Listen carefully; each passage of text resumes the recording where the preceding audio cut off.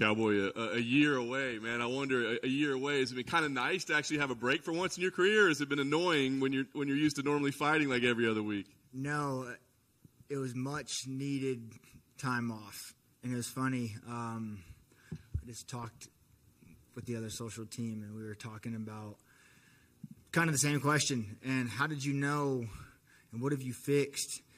And I took a break because everyone says getting the UFC is like the most important thing they could ever do in their life, you know, and I agree with them on that. But when they get here, they seem to put the brakes on and kind of quit.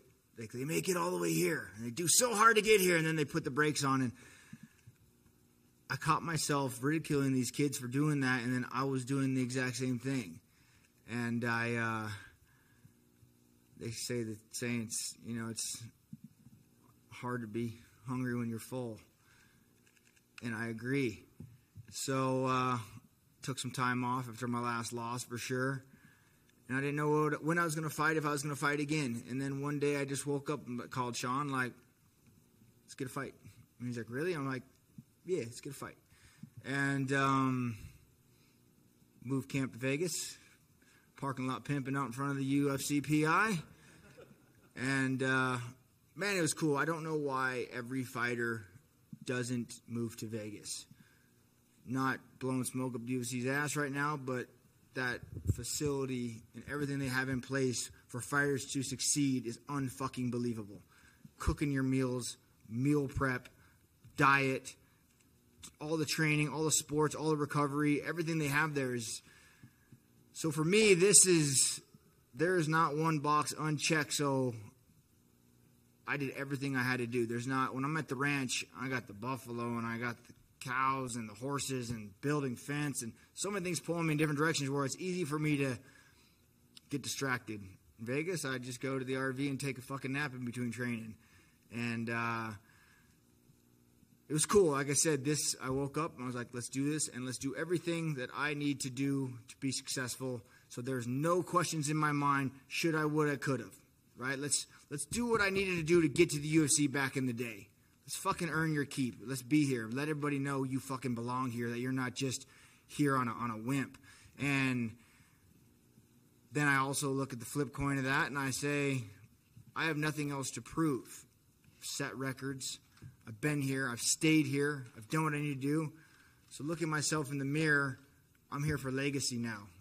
This is just for me, which is fucking even cooler. I don't have to worry about impressing anybody more. That's done. Nor do I care. I'm at the age now. It's like, you like me, you don't give a fuck, you know? But this is for me in the mirror, like, this is legacy. I want to look at myself in the mirror and be like, you did everything you could, and that's why we're still here, right? Where my last 2 years, I did nothing I had to do. I just would go to train, and I'm not making fucking excuses. I just didn't do what I needed to do, and that is preparation is a direct effect of what my career spiraled into. So it's time to rectify that and fight for legacy, baby. That's awesome. Were you conscious of it at the time, like over the last couple of years, as you were kind of, I guess, half-assing it a little bit? Fuck it. You know as a person when you get on a treadmill, you're like, I'm going to run for 30 minutes. And about mile 9, you're like, I'm pretty tired. This 9's probably good. You know? And at the ranch, I have that freedom. I don't have somebody standing over me. You know what I mean? I am the general and a soldier, if that makes any sense. So as the general, I tell the soldier little bitch in my mind, like, 9 was good. Go ahead and step down, right? So it's good to step out of that and just become a soldier again and let everybody else orchestrate my training and do what I need to do.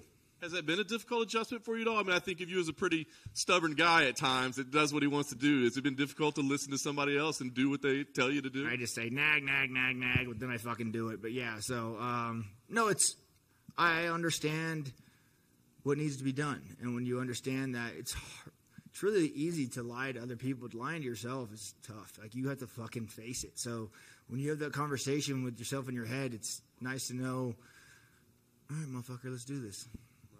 You've always been about fighting anybody, right? But getting paired up with Joe Lauzon, another guy that's a bonus machine, a veteran like you, been through the wars. Did that add any excitement to it? Oh, I can't believe Joe and I have never met throughout the years before. When they offered a name, I called Joe. Let's do this. And then they put us on April 30th, and I called Joe, like, Joe, that's not going to work. That's we're fighting on this is not an Apex fight. You guys negotiated out if we're going to the Apex, yeah, and he's right? like, Joe's like, what do you want to do? And I was like, I'm going to call Dana, and you back me up. And he's like, got it. So it's kind of what happened. And we just, like I said, Joe, I just seen him here a little while ago talking about the kids. I mean, what a good dude, you know what I mean? And no hostility, no blah, blah, but he's going to take my head off, and I plan to do the same with him. So it's not like, oh, we're buddy-buddy. This is going to be just a slow start in Cowboy. No, this is for legacy, baby. This is how I used to fight, going in there and fucking letting this old dog eat one more time. I love it. And given history between you guys, I mean, should we just automatically write the fight of the night checks right now? I mean, just get them ready? Yeah, I think I seen some stats somebody had that this card has 99 bonuses. Yeah, we're going to set 100 our first starting the live card off. So they can go ahead and just stroke that motherfucker right away. Last thing for me, I mean, so knowing that you poured everything into this, right? I mean, is there like a vacation planned after this? Do you have an adventure planned after this? I mean, do you keep going? I mean, what is the plan after this? I'm going to Mexico, going diving. I got a week down at Cozumel, so going scuba diving. And then I'm off to Thailand for a month and a half to film a movie. So, yeah, I'm excited. Changing paces, and, yeah. I guess one more thing. Have you asked for an RV hookup at the PI maybe? Could they? I know. I've talked to Dana about that. Like, listen, Dana. I think you could charge here. We could set up a thing, you know. And no, but they got me a hookup. I just don't have water. But I go inside. They got full amenities, so you're good to go. Cowboy, you said that when people get to the UFC, they put the brakes on a bit. Did you mean in terms of like learning new tricks of fighting, or do you just mean that hunger and like they sort of feel like they've made it just by getting there? I mean the hunger. I'm talking the young kids I see coming in. You know what I mean? UFC is a machine. And I talked about this. I was just standing around, I think, 2 fight cards ago, and all the guys were coming in, cutting weight and getting ready for a fight. And I was sitting there talking with the front desk ladies, and you hear everyone talking about pay, and you hear everyone talking about the money's not good and the money's not right. And it's like, listen, you just fought on a regional show for $2,000. Now the UFC is giving you whatever the 12 and 12 or whatever that is. So that's clearly more than you are now. And as the machine, they don't give a fuck about you and your fighting. But what they do give a fuck is you coming and being the person that they signed you for and making a name for yourself. And then the next contracts show that, right? And so what I mean by they do so hard and they work so hard and they put their whole life on hold and they get into UFC and then they get to UFC and they're like, I'm here. And they kind of just back off the training. They're no longer the killers and doing what they need to do to become the entertainers and the person that the UFC signed them to be. And I caught myself in that same spiral where I was like, I'm here. What do I, you know what I mean? So that's what I'm saying. The hunger of training when I don't want to train and pushing myself to the limits that I don't want to push because I have a job to do and I have a career to protect. And that's what I mean by they're not doing that, and neither was I. You mentioned talking to Joe about this is not an Apex fight. I mean, the last few ones have been no fans. You're something of a fan favorite. You're looking forward to getting back out there in front of a crowd? Oh, man. It's not me. It's my son. I can't...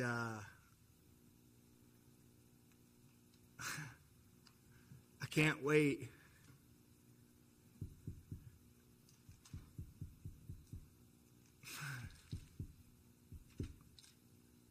To walk out of that tunnel.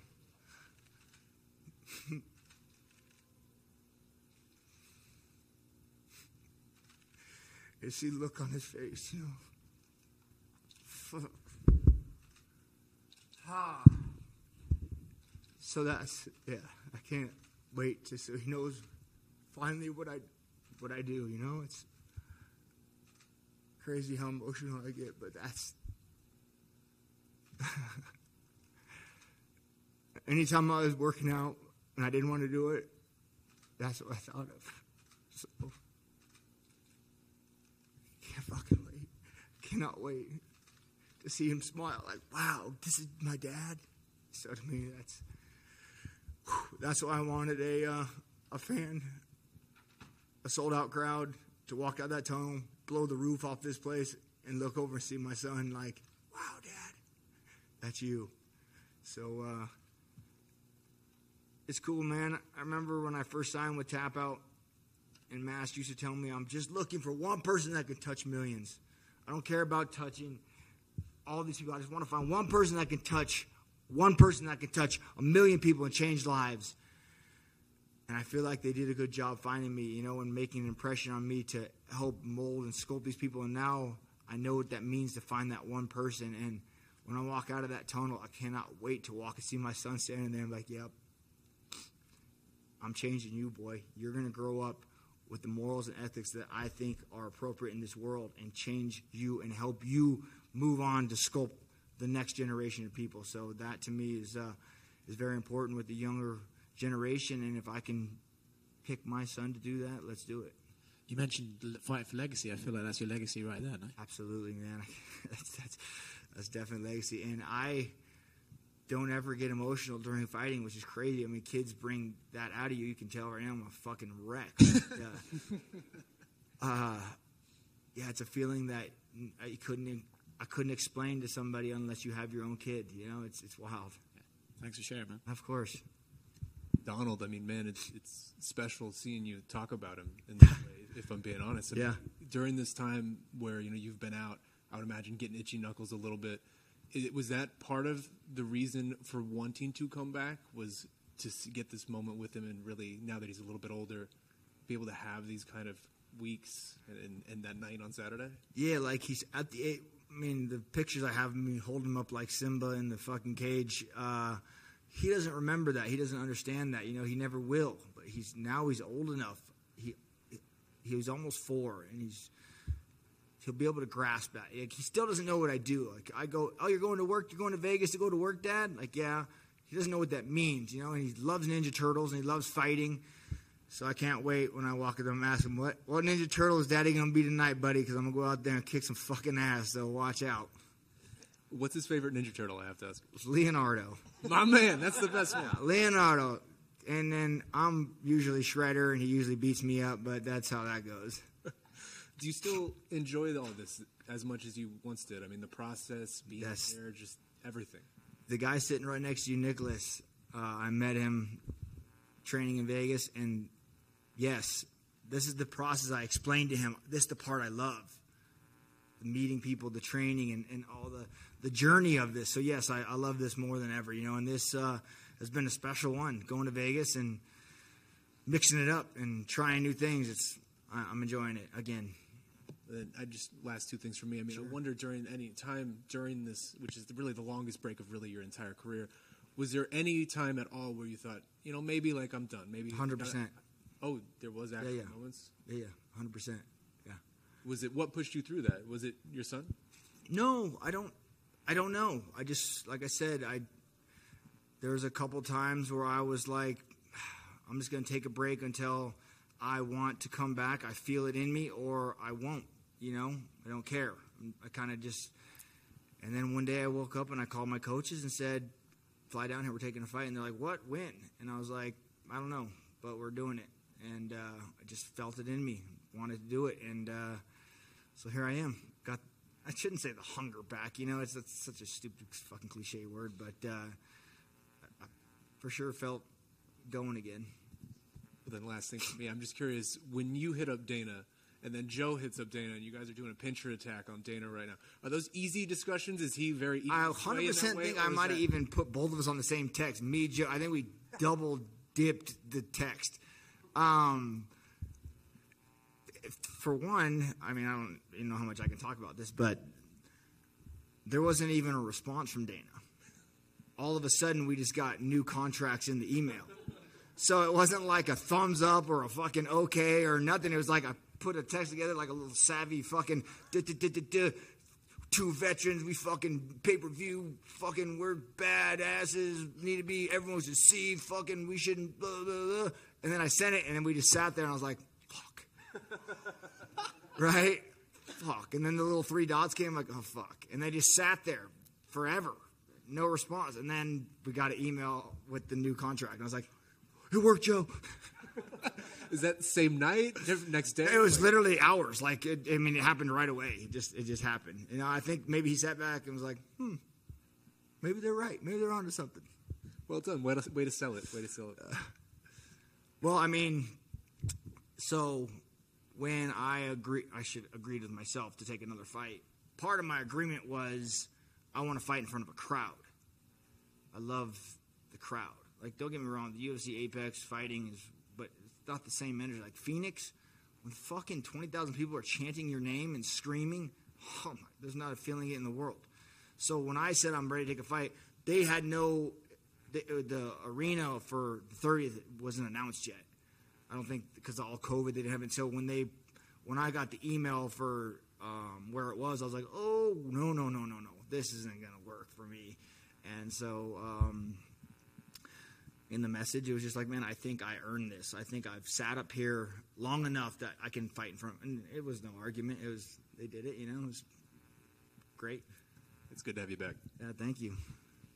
To your left. You mentioned all the records you set and everything like that. You've seen slowly over these past couple of years, Arlovsky and Jim Miller are both tied with you for wins now. Oliveira has surpassed you tied you for bonuses, all these things. Tied.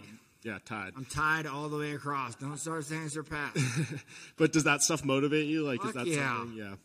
Yeah. You want those back for yourself? Yeah, and come first fight of the night, we're going to put a tick more on each one of those to start the fucking pay-per-view off. So, Oliveira, he's going to look like, fuck, goddamn, he got another bonus. I better get to work.